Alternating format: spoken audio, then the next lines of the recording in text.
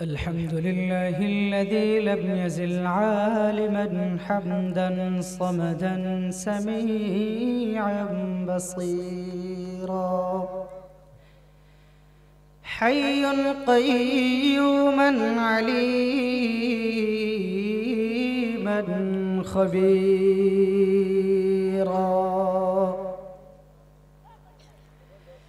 نشهد أن لا إله إلا الله وحده لا شريك له ونشهد أن سيدنا وسندنا وحبيبنا وطبيبنا وطبيب قلوبنا ومولانا وأولانا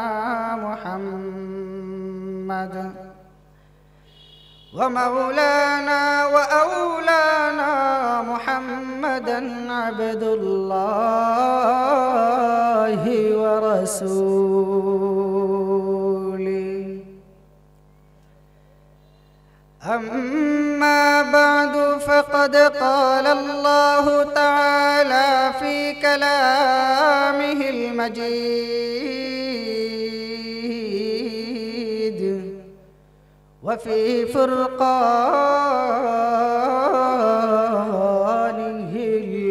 الحميد. أعوذ بالله من الشيطان الرجيم. بسم الله الرحمن الرحيم.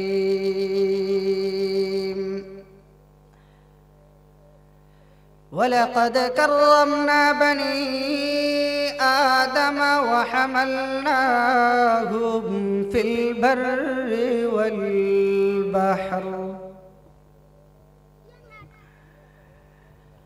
وقال تعالى في كلامه المجيد وفي فرقانه الحميد: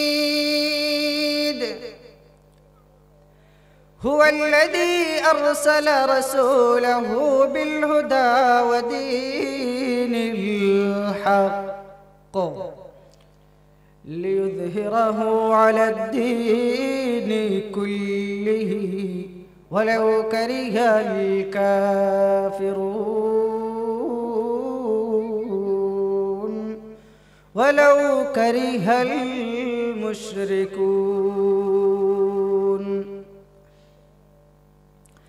وقال النبي صلى الله عليه وسلم: ما آمن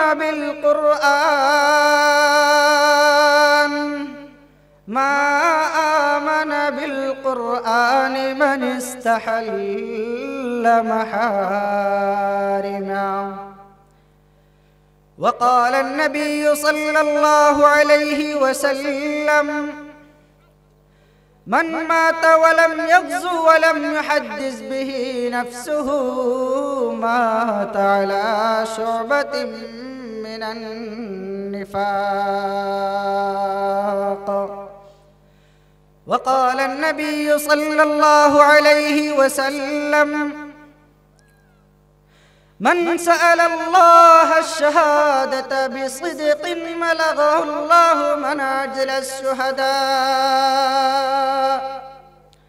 بلغه الله منازل الشهداء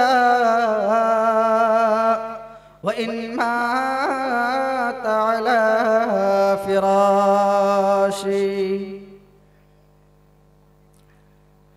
أو كما قال النبي عليه الصلاة والسلام: درفشانی میں تیرے قطروں کو دریا کر دیا، درفشانی میں تیرے قطروں کو دریا کر دیا، دل کو روشن کر دیا، آنکھوں کو بینا کر دیا۔ خود نتے جو راہ پر عروق حاجی بن گئی، खुद न तेजो राह पर आलम के हाजी बन गई। क्या नजर थी जिसने मर्दों को मसीहा कर दिया। एक तो जिक्र करें ला इलाहा इल्लल्लाह ला इलाहा इल्लल्लाह ला इलाहा इल्लल्लाह ला इलाहा इल्लल्लाह ला इलाहा इल्लल्लाह ला इलाहा इल्लल्लाह।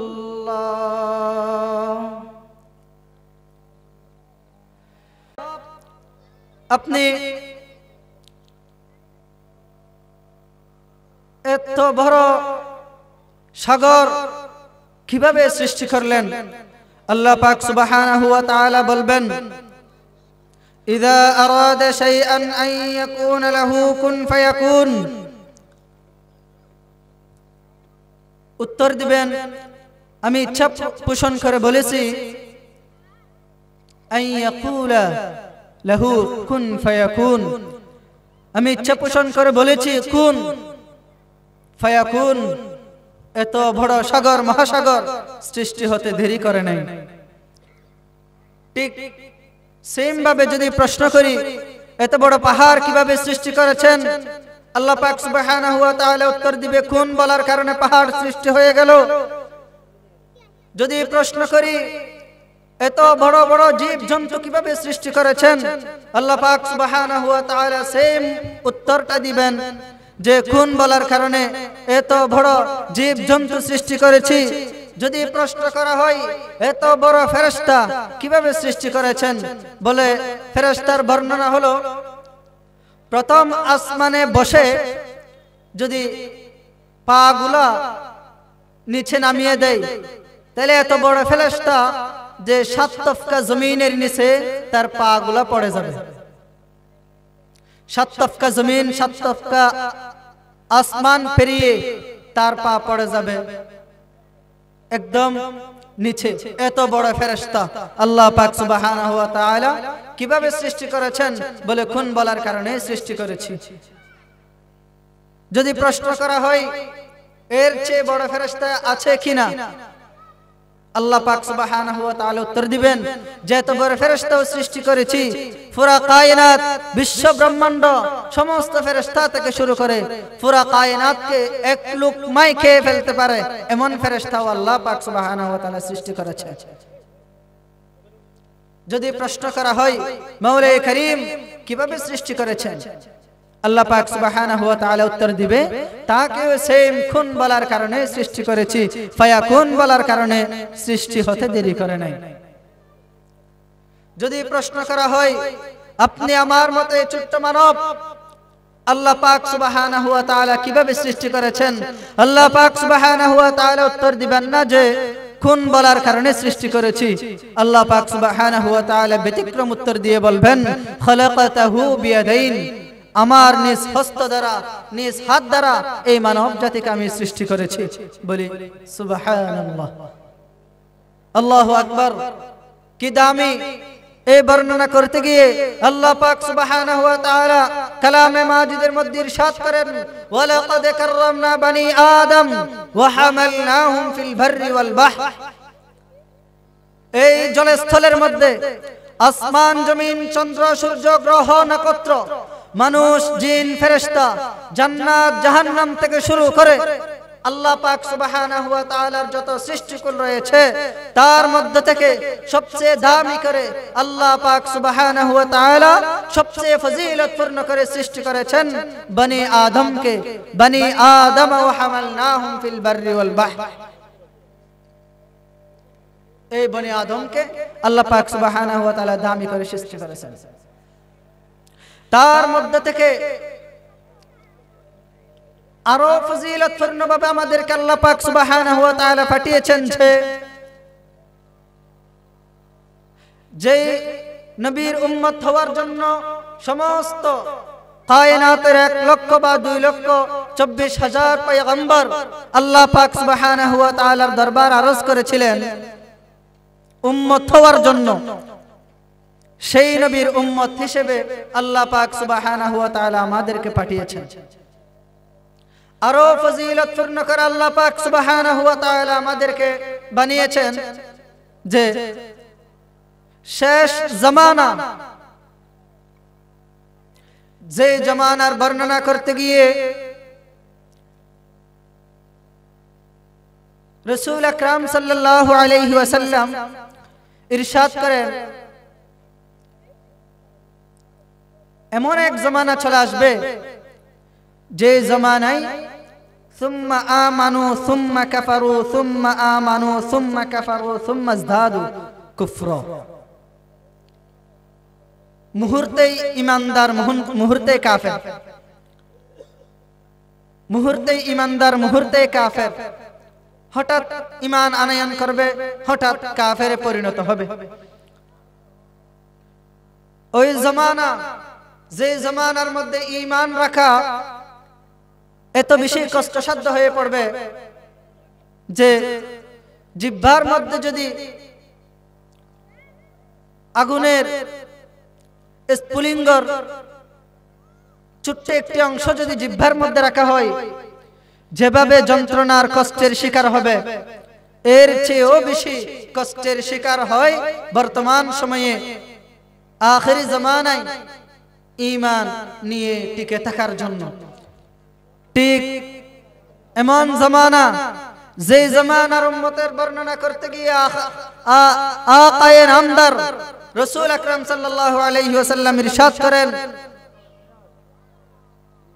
যারা আমার ভাই সম্বোধন করছে, সাহাবীদেরকে ভাই বলে নাই, সাহাবীদেরকে সাথী বলছে, অথচ আখিরি জামানার উম্মতদেরকে আল্লাহ রাসূল আকরাম সাল্লাল্লাহু আলাইহি ওয়াসাল্লাম ভাই বলে সম্বোধন করছে। এত ফজিলতপূর্ণ আল্লাহ পাক সুবহানাহু ওয়া তাআলা আমাদেরকে বানিয়েছেন। এর বর্ণনা করতে গিয়ে শেষ নয়, এজন্য সবাই অন্তরের অন্তঃস্থল থেকে শুকরিয়া জ্ঞাপন করি, বলি আলহামদুলিল্লাহ। তাহলে আমি প্রশ্ন করি রব থেকে, হে মাওলা কারীম, আপনি এত দামি করে, এত সম্মানী করে, এত মর্যাদাপূর্ণ করে আপনি আমাকে কেন সৃষ্টি করেছেন? রব আমাকে উত্তর দিবে, ওয়ামা খালাকাতুল জিন্না ওয়াল ইনসা ইল্লা লিয়াবুদুন। আল্লাহ পাক সুবহানাহু ওয়া তাআলা আমাদেরকে উত্তর দিবেন, পুরা কায়নাতের মধ্যে পৃথিবীর সূচনা লগ্ন থেকে আজ পর্যন্ত, পৃথিবীর শেষ পর্যন্ত এই মানব জাতিকে আমি মাওলা কারীম সৃষ্টি করেছি আমার ইবাদত বন্দেগী করার জন্য।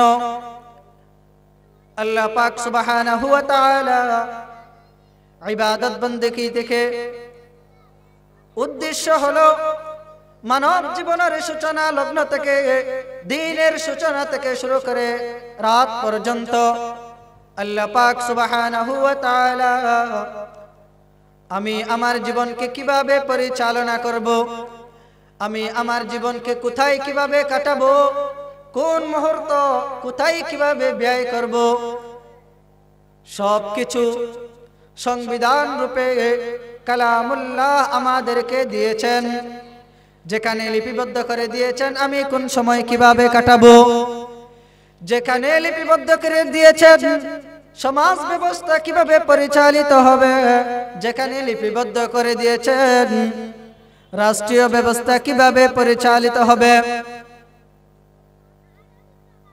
একজন ব্যক্তির জীবনের সূচনা লগ্ন থেকে শুরু করে মৃত্যুর আগ মুহূর্ত পর্যন্ত প্রতিটি সেকেন্ড কিভাবে ব্যয় করবে, কিভাবে অতিবাহিত করবে, সবকিছু লিপিবদ্ধ করে দিয়ে আল্লাহ পাক সুবহানাহু ওয়া তাআলা ফুরকান নামে তাবারাকাল্লাযী নাযালাল ফুরকানা আলা আবদিহি তাবারাকাল্লাযী নাযালাল ফুরকানা আলা আবদিহি লিয়াকুনা লিল আলামিন নাযীরা। ফুরকান রূপে এক সংবিধান আল্লাহ পাক সুবহানাহু ওয়া তাআলা আমাদেরকে দিয়েছেন, অথচ আমরা আল্লাহ প্রদত্ত সংবিধানকে ব্যতি রেখে মানব রচিত এক সংবিধানের পিছনে ছুটে চলেছি। অথচ যে সংবিধান এক মানব যাবদ্দিন ছিল, সর্বপ্রথম নাপাক পিণ্ডলি থেকে সৃষ্টি হয়েছিল। খালাকাল ইনসানা মিন আলাক ثم خلقنا النطفة علقة فخلقنا العلقة مضغة فخلقنا المضغة عظاما فكسونا العظام لحما। যেই মানব সৃষ্টি হয়েছে এক রক্তের পিণ্ডলি থেকে, যেই মানব সৃষ্টি হয়েছে এক নাপাক বস্তু থেকে, সেই মানব রচিত এক সংবিধানের দিকে আমরা ছুটে চলেছি। যে সংবিধানের মধ্যে আল্লাহ প্রদত্ত কিছুই পাওয়া যায় না, যে সংবিধানের প্রবর্তক হলো এক বদ্দিন আব্রাহাম লিঙ্কন নামে,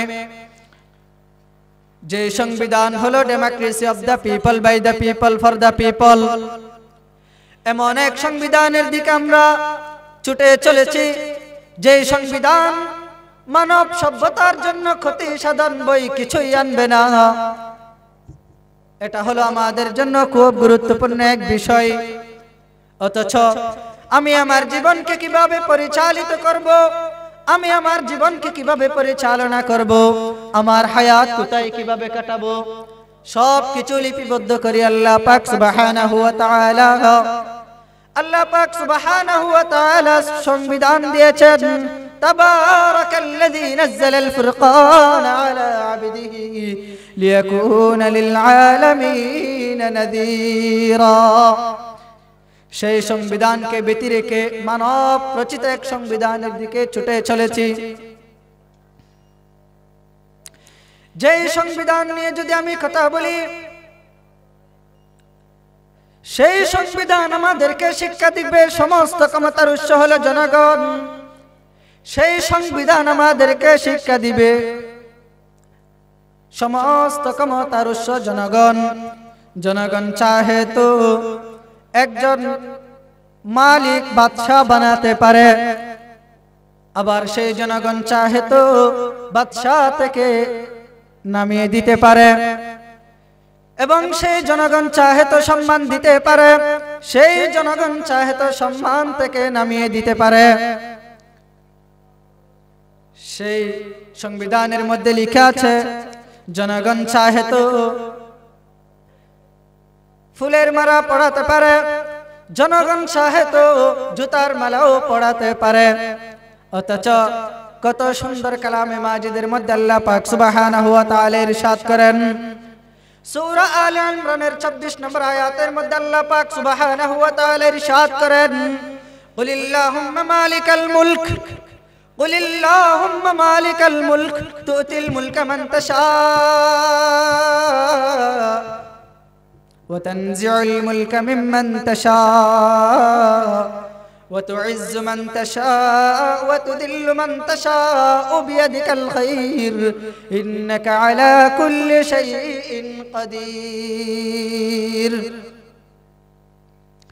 আল্লাহ পাক সুবহানাহু ওয়া তাআলা ইরশাদ করেন, কুলিল্লাহুম্মা মালিকাল মুলক, বিশ্ব ব্রহ্মাণ্ডের মালিক কে?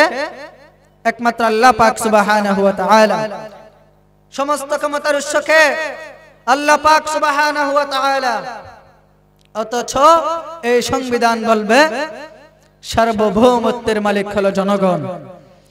আমি আমার জীবনকে কিভাবে পরিচালনা করব, সেই রুলস, সেই পদ্ধতি, সেই পাথেয় যেই মাওলায়ে কারীম আমাকে সৃষ্টি করেছেন, সেই মাওলায়ে কারীম অবশ্যই সেই রুলস পদ্ধতি দিয়েও আমাদেরকে পাঠিয়েছেন। কেন আমি সেই সংবিধানের প্রতি ছুটব? কেন আমি সেই সংবিধানের পিছনে ছুটে চলব? যে সংবিধান আল্লাহ পাক সুবহানাহু ওয়া তাআলার সংবিধানকে কেটে দিতেছে, সেই সংবিধান আল্লাহ পাক সুবহানাহু ওয়া তাআলার সংবিধানের জন্য কেচি হিসেবে ব্যবহার হচ্ছে। কেন? সুস্থ মস্তিষ্ক নিয়ে, এই নলেজ নিয়ে কেন আমি সেই সংবিধানের প্রতি ছুটে চলব? এটা বোকামি ছাড়া কিছুই নয়। আমরা সবাই জানি, যেই ব্যক্তি একটা ফ্রিজ নির্মাণ করেছে, বানিয়েছেন, একটা লাইট বানিয়েছে, সেই ব্যক্তি, সেই ইঞ্জিনিয়ার লাইটটা কিভাবে জ্বলবে, কোন পদ্ধতিতে লাইটটা জ্বালাইতে হবে, কোন পদ্ধতিতে লাইটটা অফ করতে হবে, ফ্রিজটা কিভাবে চলবে, কিভাবে নষ্ট হলে আবার ঠিক করতে হবে, সব কিছুই ওই ইঞ্জিনিয়ার লাইটের সাথে সাথে একটা বই হিসেবে বানিয়ে দিয়েছে। ঠিক সেম পদ্ধতিতে আল্লাহ পাক সুবহানাহু ওয়া তাআলা এই মানব জাতি কিভাবে তার জীবন পরিচালনা করবে, এই মানব জাতি কিভাবে তার সকাল থেকে শুরু করে রাত পর্যন্ত জীবন পরিচালনা করবে, এই মানব জাতি তার জীবন কিভাবে কাটাবে, আল্লাহ তাআলার ইবাদত কিভাবে করবে, আল্লাহ পাক সুবহানাহু ওয়া তাআলার ইবাদত কোন পদ্ধতিতে করবে, সব কিছু, সব পাতেও, সব পদ্ধতি, সব রুলস, সব পদ্ধতি ওই কিতাবের মধ্যে লিখে পাঠিয়েছেন। সেই কিতাবের নাম হলো হাদা কালাম রব্বি, তাহলে রবের কালাম। সেই কিতাবের নাম হলো তাবারাকাল্লাযী নাযালাল ফুরকান, সেই কিতাবের নাম হলো ফুরকান। আমরা কি সেই রবের ইবাদত, সেই রবের জিকির করতে চাই না? একটু অন্তঃস্থল থেকে জিকির করি, লা ইলাহা ইল্লাল্লাহ, লা ইলাহা ইল্লাল্লাহ, লা ইলাহা ইল্লাল্লাহ, ইলাহা ইল্লাল্লাহ, লা ইলাহা ইল্লাল্লাহ, লা ইলাহা ইল্লাল্লাহ, লা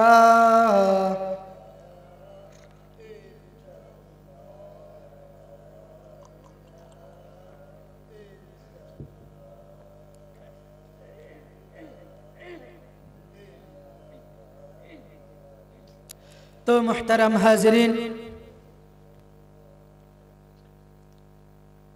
প্রথম কথা ছিল এই দুনিয়ার জমিনে যত সৃষ্টিকুল রয়েছে তার মধ্য থেকে সৃষ্টির শ্রেষ্ঠ জীব হিসেবে, কায়নাতের সবচেয়ে সম্মানী ব্যক্তি হিসেবে এই দুনিয়ার জমিনে মানব জাতিকেই আল্লাহ পাক সুবহানাহু ওয়া তাআলা পাঠিয়েছেন। দ্বিতীয় কথা হলো, আমাদেরকে শুধু মানব জাতির মধ্যে শ্রেষ্ঠত্ব দিয়ে, সৃষ্টির শ্রেষ্ঠত্ব দিয়ে থমকে যায় নাই। এই মাওলায়ে কারীম আমাদেরকে যত ধর্ম বর্ণ নির্বিশেষ রয়েছে, যত তন্ত্র মন্ত্র রয়েছে, যত সৃষ্টিকুল রয়েছে, মানবের মধ্য থেকে সবচেয়ে সৃষ্টির এই মানবের মধ্যেও সবচেয়ে সম্মানী করে, কালিমাদারি করে আমাদেরকে পাঠিয়েছেন। তাও শেষ নয়, তাও শেষ নয়, আবার কালিমা পড়েছে লা ইলাহা ইল্লাল্লাহ ঈসা রূহুল্লাহ, লা ইলাহা ইল্লাল্লাহ মুসা কালিমুল্লাহ, আদম সফিউল্লাহ। এভাবে প্রত্যেকটা নবীকেই এক একটা কালিমা দিয়েছেন। আমাদেরকে আবার সেই কালিমার মধ্যে রাখেন নাই যেই কালিমা পড়লে রাসূল আকরাম সাল্লাল্লাহু আলাইহি ওয়াসাল্লামের উম্মতের মর্যাদা পাওয়া যায় নাই। আমাদেরকে আবার এমন কালিমা দ্বারা রব আমাদেরকে পাঠিয়েছেন যেই কালিমার মধ্যে রয়েছে মুহাম্মাদুর রাসূলুল্লাহ সাল্লাল্লাহু আলাইহি ওয়াসাল্লাম। আবার তাও শেষ করে নাই, আমাদেরকে রাসূল আকরাম সাল্লাল্লাহু আলাইহি ওয়াসাল্লামের উম্মত রূপে পাঠিয়েও ক্ষান্ত হন নাই। আবার আখিরি উম্মত হিসেবে পাঠিয়েছেন। আমাদের এক একটা সুন্নাহ, এক একটা আমল এত বেশি মর্যাদাবান, এত বেশি মর্যাদাবান, যদি সেই আমলটাকে আমরা আঁকড়ে ধরে থাকতে পারি, এটাই নাজাতের উসিলা। অন্যান্য নবীদের সেও বেশি ফজিলত পূর্ণ করে আমাদেরকে পাঠিয়েছেন। প্রথমে হলো আমাদের ফজিলত, দ্বিতীয় হলো আমাদেরকে ফজিলত কেন দিয়েছেন? এই প্রশ্নের উত্তর হলো রাসূল সাল্লাল্লাহু আলাইহি ওয়াসাল্লামের দেখানো পথে আল্লাহ তাআলার ইবাদতের মধ্যে মশগুল থাকা। তৃতীয় হলো আমাদেরকে ইবাদতের জন্য বানিয়েছেন, ঠিক আছে, কিন্তু কোন পদ্ধতিতে, কোন রুলসে, কোন পথে নিয়ে আমরা রবের সান্নিধ্যে যাব, রবের গুণগান গাইব, রবের ইবাদতের মধ্যে মশগুল থাকিব, সেই পথেও রব আমাদেরকে দেখিয়ে দিয়েছেন। আমরা চতুর্থ হলো সেই পথেও কি, সেই পথেও কি যে পথেও নিয়ে আমি রবের সান্নিধ্যে যাব, সেই পথেও হলো আল্লাহ প্রদত্ত যে কালামে মাজিদ আমাদেরকে দিয়েছেন, আল্লাহ প্রদত্ত যেই নবী সাইয়্যিদুল মুরসালিন যাকে বলা হয়, ইমামুল মুরসালিন যাকে বলা হয়, সেই নবী সাল্লাল্লাহু আলাইহি ওয়াসাল্লামের দেখানো পথ, তরিকা, পদ্ধতি অনুসরণ, এই দুইটা পদ্ধতি আমাদের জন্য। এর বহির্ভূত, এই তরিকা বই, এই পদ্ধতি বই অন্য কোন পথেও আমাদের জন্য নাই। এজন্য বারবার বলছেন, ইয়া আইয়ুহাল্লাযীনা আমানু আতিউল্লাহ ওয়া আতিউর রাসূল। আল্লাহ পাক সুবহানাহু ওয়া তাআলার যদি ইবাদত বندگی করতে হয়, ইতাআত করতে হয়, যদি তোমরা আল্লাহ তাআলার ইতাআত করতে চাও, তাইলে শর্ত হলো আকায়ে নামদার মদিনাহ কা তাজদার সাইয়্যিদুল মুরসালিন শফিউল মুযনিবিন রাসূল আকরাম সাল্লাল্লাহু আলাইহি ওয়াসাল্লামের দেখানো পথে রাসূল আকরাম সাল্লাল্লাহু আলাইহি ওয়াসাল্লাম কে ইতাআত আগে করতে হবে। রাসূল সাল্লাল্লাহু আলাইহি ওয়াসাল্লাম ইরশাদ করেন, যদি আমার ইতাআত করতে হয়, যদি আমার মোহাব্বত অন্তরের মধ্যে লালন করতে হয়, তাইলে শর্ত হলো মান আহাব্বা সুন্নতি ফাকাদ আহাব্বানি ওয়া মান আহাব্বানি কানা মাই ফিল জান্নাহ। আল্লাহ তাআলার যদি ইতাআত করতে হয়, আল্লাহ তাআলাকে যদি ভালোবাসতে হয়, রাসূল আকরাম সাল্লাল্লাহু আলাইহি ওয়াসাল্লামের অনুসরণ অনুকরণ করতে হয়, রাসূল সাল্লাল্লাহু আলাইহি ওয়াসাল্লামের ইতাআত করতে হয়। রাসূল সাল্লাল্লাহু আলাইহি ওয়াসাল্লাম বলেছেন, যদি আমার ইতাআত করতে হয়, আমাকে অনুসরণ করতে হয়, তাইলে শর্ত হলো আমার সুন্নাহকে আঁকড়ে ধরতে হবে। তাহলে দুটো জিনিস পাইলাম, একটা হলো এখান থেকে দুইটা শিক্ষা অর্জন করলাম। সর্বপ্রথম আল্লাহ পাক সুবহানাহু ওয়া তাআলা, দ্বিতীয়ত আকায়ে নামদার রাসূল সাল্লাল্লাহু আলাইহি ওয়াসাল্লাম। এখন দুই পাথিয়কে দুই স্থান আমরা ফিট করব। আমাদের কলব হলো সাদা, আমরা যখন একটা গুনাহ করি ওখানে একটা কালো দাগ লাগে, দুটা গুনাহ করলে দুইটা কালো দাগ লাগে, তিনটা গুনাহ করলে তিনটা কালো দাগ লাগে। এভাবে এক পর্যায়ে গুনাহ করতে করতে করতে করতে আমার সেই সাদা কলবটা কালো, একদম কালোয়ে পরিণত হয়ে যায়। এজন্য এখান থেকে আমাকে বাঁচতে হবে। কিভাবে? এই কলব আল্লাহ পাক সুবহানাহু ওয়া তাআলা দিয়েছেন, এজন্য ওই কলবের মধ্যে একমাত্র আল্লাহ তাআলারই স্থান করে নিতে হবে। এর বহির্ভূত কারণ, কলবের মধ্যে একমাত্র আল্লাহ তাআলা ছাড়া কেউ থাকতে পারবে না। কোন গায়রুল্লাহ, কোন মাখলুকের মহব্বত অন্তরের মধ্যে থাকতে পারবে না, কোন গায়রুল্লাহ, কোন মাখলুক তার ভয় অন্তরের মধ্যে থাকতে পারবে না। অন্তর যে দিয়েছে, কলব যে দিয়েছে, ভয় থাকবে তার। এখন মাখলুকের ভয়ের কারণে সত্য কথা বলা থেকে আমরা পিছপা হয়ে যাই। এজন্য আমার দ্বিতীয় পাথেয় হলো রাসূল সাল্লাল্লাহু আলাইহি ওয়াসাল্লামের দেখানো পাথেয় হিসেবে পথে আমার জীবনকে পরিচালনা করা। আমার জীবন ধারা কিভাবে চলবে সেই জন্য সংবিধান রূপে ফুরকান, তাবারাকাল্লাযী নাযালাল ফুরকান কে নেওয়া, এর বহির্ভূত যেন কিছুই না আনি আমরা। এজন্য এটা কিভাবে হবে, এখন আমরা কিছু মশওয়ারা করব, পরামর্শ করব, আলোচনা নয়। আপনি নামাজ পড়তে আসতেছেন ফজরের সময়, জোহরের সময়, ইশারের সময়, আপনি একজনে আসতেছেন, কেউ আসতেছে না, আপনার কষ্ট লাগতেছে, আসতেছে না কেন? আপনি ডাকাডাকি করতেছেন, তবুও শুনতেছে না। কয়েকজন মুষ্টিময় ডাকাডাকি করেন, কেউ না। এখন এটা আমরা সলিউশন কিভাবে নেব? এভাবে আমাদেরকে একটা পরিবেশ সৃষ্টি করতে হবে। এমন পরিবেশ হয়ে যেতে হবে যে পরিবেশের উপমা হলো মক্কার জিন্দেগিতে। মক্কাতে যখন স্টেট কায়েম হয়ে গেছে, মক্কাতে যখন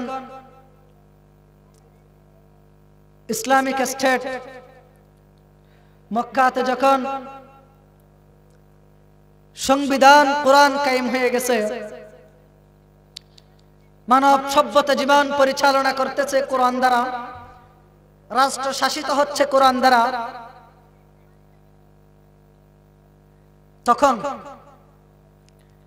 বিভিন্ন স্থান থেকে ব্যবসা করার জন্য বা স্টেটটা দেখার জন্য এক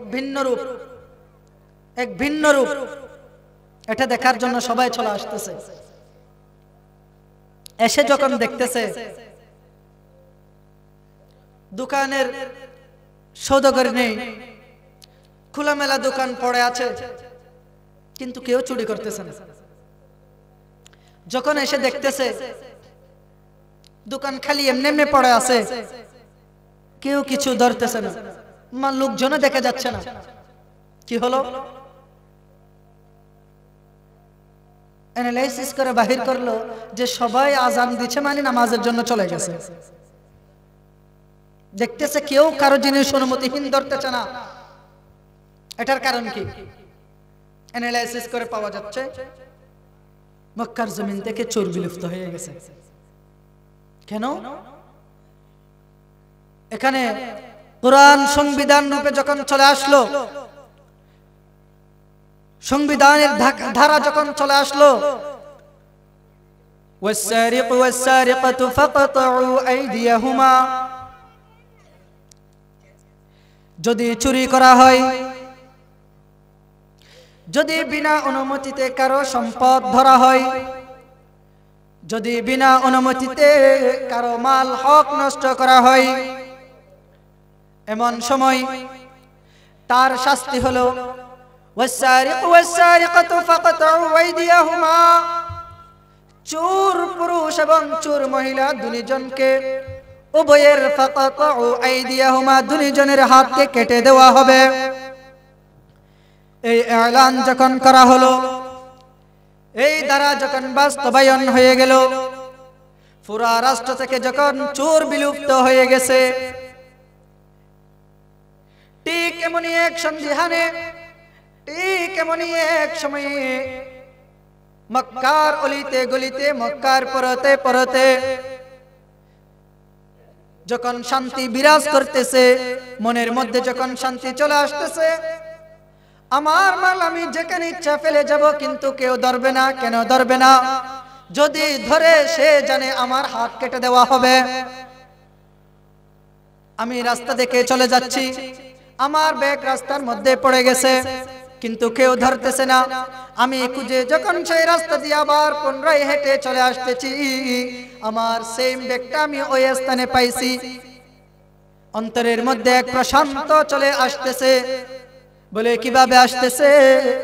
আসার কারণ হলো ইসলামিক স্টেট সংবিধান রূপে যখন কোরআন চলে আসলো, কোরআনের দ্বারা যখন বাস্তবায়ন হয়ে গেল, সবাই যখন চোর থেকে নিষ্পত্তি হলো, ঠিক এমনি এক সন্ধিহানে এলাকা থেকে যখন জিনা চলে গেল, মেয়েরা যখন সচরাচর অন্তরের মধ্যে সাহসিকতা নিয়ে স্বাচ্ছন্দ্যে বাহির হতে পারতেছে, যখন